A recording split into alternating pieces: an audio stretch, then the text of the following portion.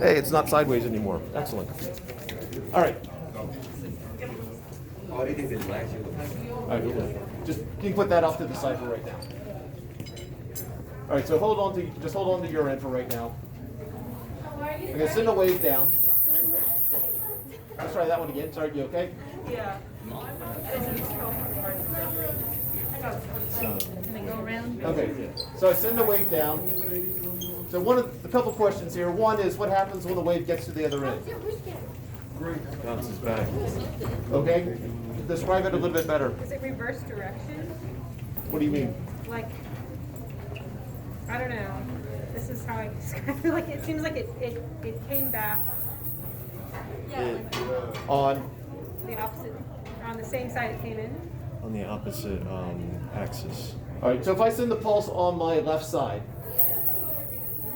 does it come back on the left side or my right side? Right. All right, so part of this, it hits the other side and bounces back, called reflection. When it's flip side like that, that's because Amy's holding it right there, that is known as a fixed end. Going through.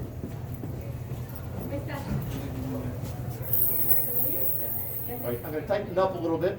So I'm going to increase the tension. So what should happen to the speed? I hope so. Or if I loosen it up.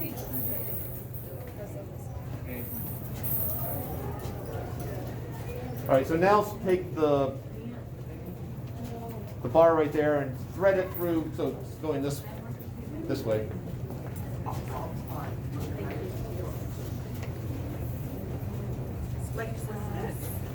I want to attach it to the bar so that it moves relatively easily.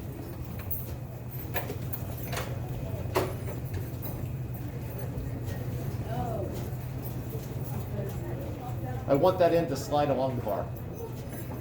Okay. So now when I send it down, which side does the reflection? Same side. That's known as a free end. Fixed end, it's going to bounce back to the other side. Free end, it's going to bounce back on the same side. I keep saying bounce back. Let's use the real word. Reflect. All right, one more time in case you missed it. So it's as if when it gets to the other end, that end comes out and then back, just as similar to what I'm doing. I am physically moving it out and back, but it is also physically moving out and back. All right, so that was it for the bar. Now we're going to both send a pulse through.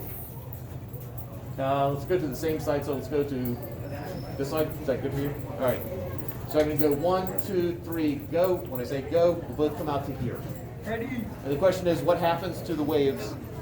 Because we're each going to send a wave towards each other. What happens when they meet?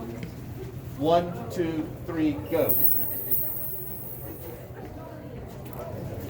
So what happened when they met? Can you do it again? Okay, 1, 2, 3, go.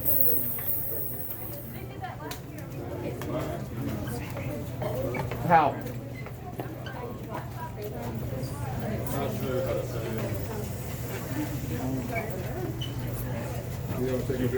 Enough room there? Yeah. I'm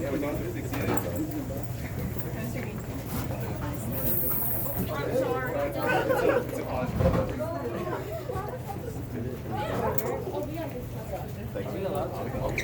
So they combined to make something bigger or smaller?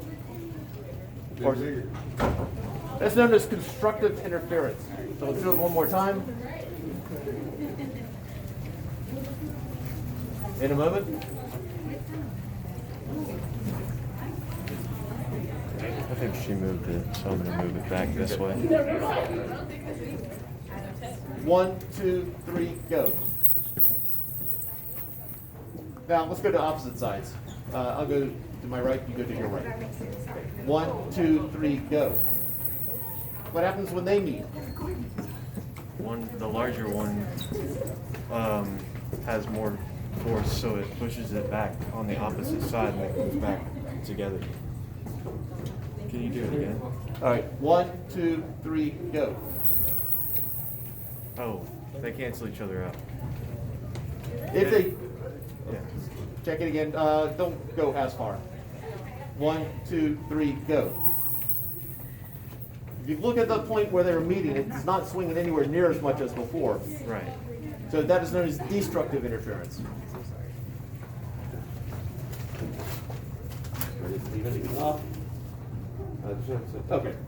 So at this point, just hold your end still. I'm going to send a wave down and it reflects back on the other side. If I send a second wave, it will interfere with the reflection of the first wave. And so if I move this at a right enough frequency, at the right frequency, then we can start to see what's known as a standing wave.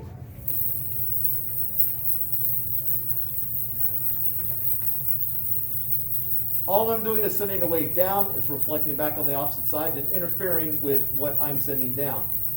There are the points which are not moving much at all.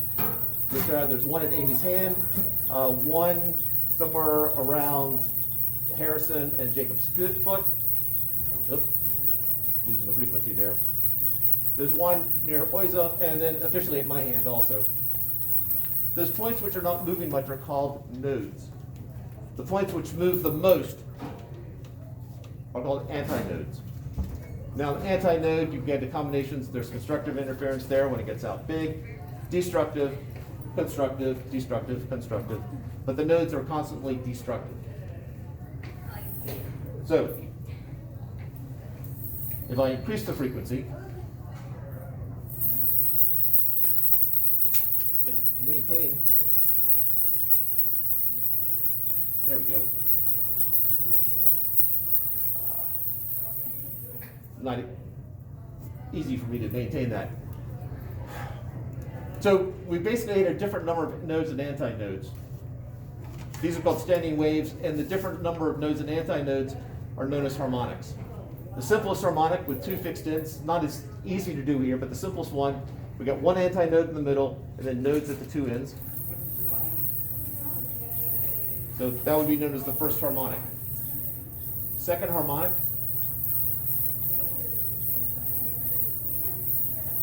third harmonic. Oops, sorry. Is that? I'm there yet. Is that 3? Yeah. All right. And so on. So every harmonic is just measuring the antinodes? You could make that claim for this situation, but not every, but there are other. Okay. This is the two fixed ends. All right, so let's head back inside the room. Thank you, Amy.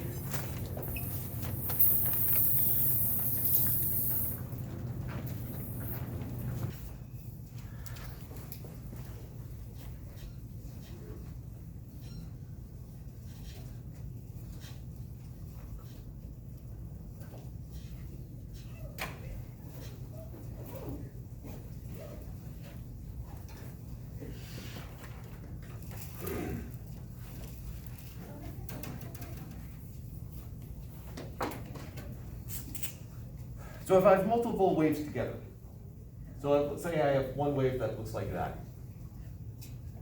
and then I have another wave at the same time that's a much higher frequency, shorter wavelength, higher frequency. If these waves were overlapping with each other, you can think about this in terms of sound if you like, high pressure, low pressure, or in terms of physically, we have something else, we have a long coil. At this point, we got a maximum right here. At the same point, we have another maximum. So this is known principle of superposition. The fact that I can just, if these were overlapping each other like this, so this was right on top of that one, we would just add this, whatever that distance and that distance, and we get what would come out of the two waves combined. That would be constructive interference because what I end up with is greater than what I started with for either of them. So if that's a peak of 1 and that's a peak of 1, then where they overlap, I'd have a peak of 2. You said add the distance? If this was physically a transverse wave, like we had demonstrated out in the hallway, then yes, you would just add those distances. This would represent how far off of whatever that straight line between Amy and me was. The distance between, like the height of, wait. So this is Amy, Yes. and this is me. Probably I.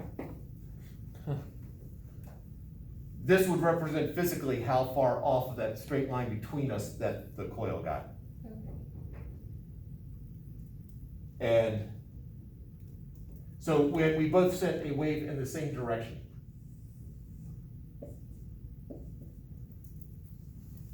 we both moved our hands a certain amount of distance. When they met, that they would combine into something bigger than what either of them started as. Okay. So the distance that you're talking about is from the midline to the peak? Like this Yes. distance, that's, okay. Yeah. Now, if we're talking about sound waves, this would be pressure. We'd have a high pressure and a high pressure combining to form a higher pressure. Okay. So when they met at the top, did they join together and then the greater force on one side would send it to the other side, or did they just keep going with one side, both sides just going on the same path, but having joined together for a moment? So they, in this case right here, they joined together for a moment and then passed through. Okay.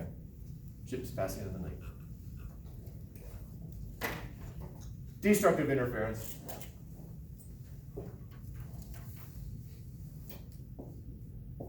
So you have these two waves that will pass through each other, but as they meet, this wave is trying to pull things down, this wave is trying to pull things up, and there'll be a canceling out. If the amplitudes are, if Amy and I created perfect waves on our side, perfect pulses, the exact same timing, exact same distance, then there would have been a moment where it flatlined before this one. And then later on, this one was going that way, that one was going this way. Destructive interference. So That's right. basically one makes big peaks, one makes no peaks. So basically one makes big peaks, one makes no peaks. Or like one will flatline and one will make a really large. Oh, yeah, between constructive and destructive. Those are extremes. Now, you can have constructive interference without it being, Noticeable. being less noticeable. For example, at this point right here, this one's near the peak and this one is about halfway back to normal. That would still be considered constructive interference. At this point right here, I got one down and one is up. This would be destructive.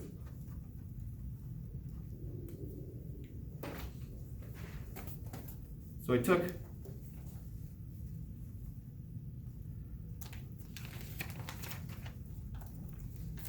two frequencies here. They are not the same. If you look, they both start in roughly the same spot at 0. These are sine waves.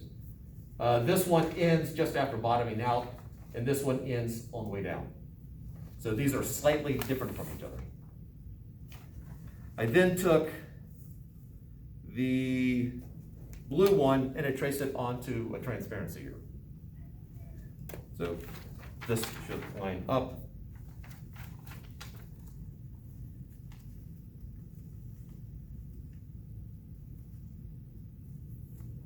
And hopefully you can see that what I've drawn on the transparency should match pretty closely to what the blue one was. So if I played these two frequencies, if this were sound we were talking about,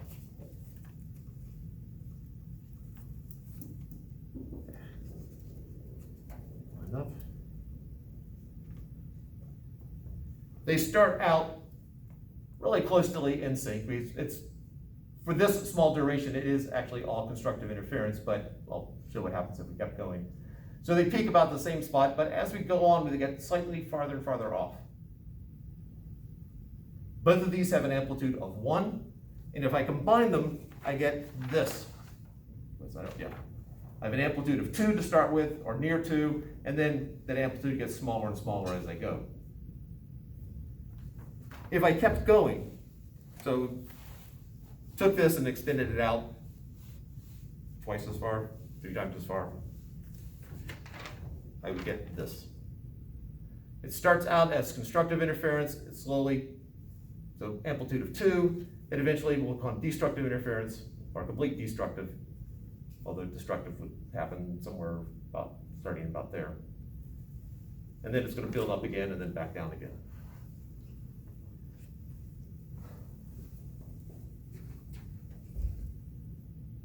Reminds me a little bit of like when your turn signal is slightly different from the turn signal of the person in front of you, and they like come into sync and then they get further apart. Yeah.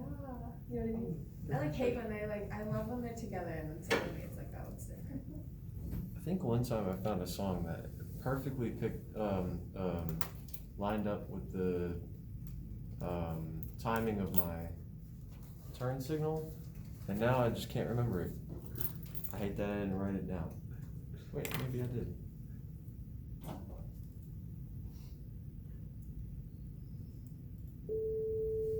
That's 440 hertz. That the diaphragm in the speaker is moving back and forth 440 times a second.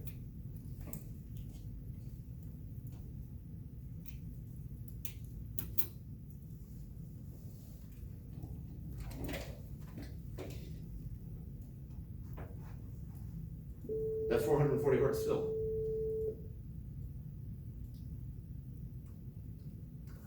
This is 439 hertz.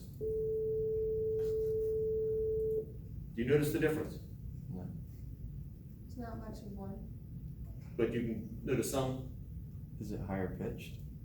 That was a lower pitch. Yeah. All right. Sometimes I have students whose ears are trained well enough that they can hear the difference there. I cannot. But if I play them at the same time, here's 439, here's 440.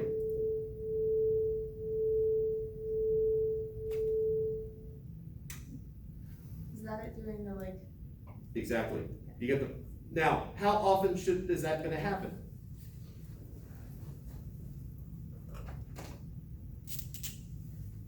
So I played 440 hertz and 439 hertz.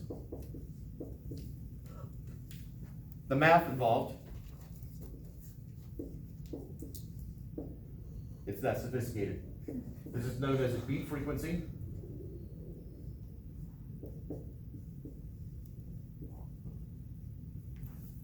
So if the beat frequency is 1 hertz,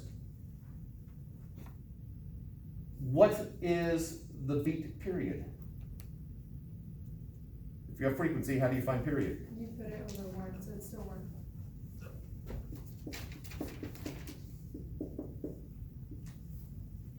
So it should get incredibly quiet every second.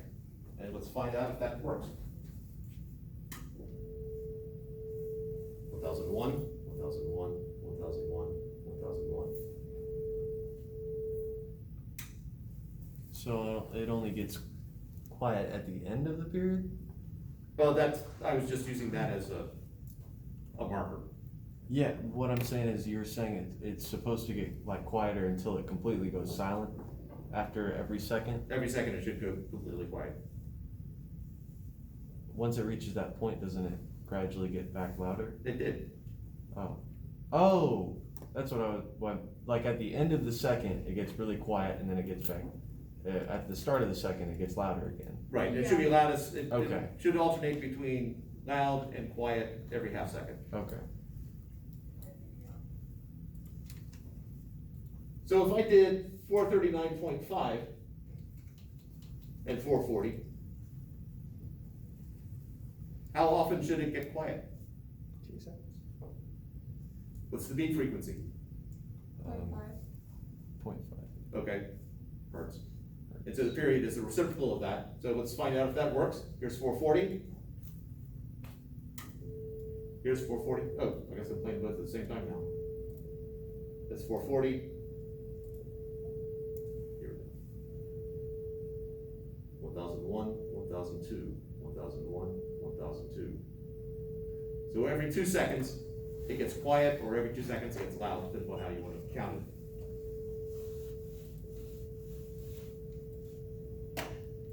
And you said this is the amount that, or I'm sorry,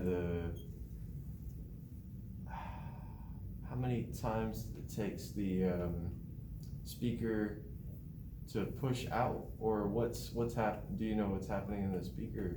All right, so you have one signal that's sending a pulse to the speaker. Basically, it sends an electrical current through there, which causes the magnet to pull or push. Okay. So I have one that's sending through, wanting to make that thing vibrate every 60 times, I guess 440 times a second. And the other one, another signal that's on top of that, every 439 and a half times a second. Okay. And so with those two currents sort of overlapping, because current's basically flowing back and forth. Right. So at some points the current's flowing together, and at other points they're flowing in opposite directions. And that's what's happening up there. Yes. Okay.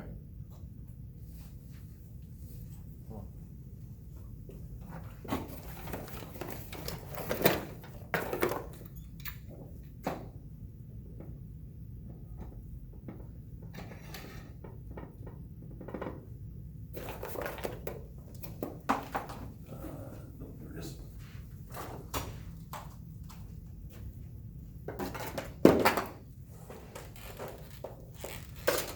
This is known as a string vibrator. It does not have an off switch, so I'll create one.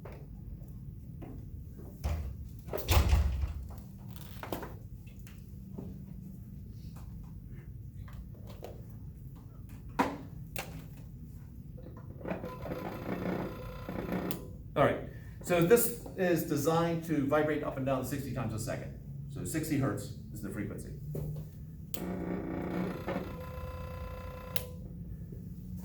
If I attach a string to it,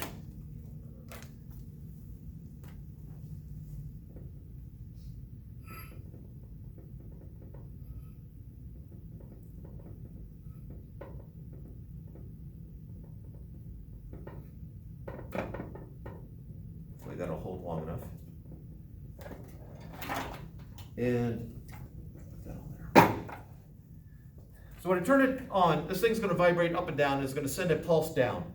Now, if I just let this hang, it's going to send a pulse down, and eventually it's going to get dampened on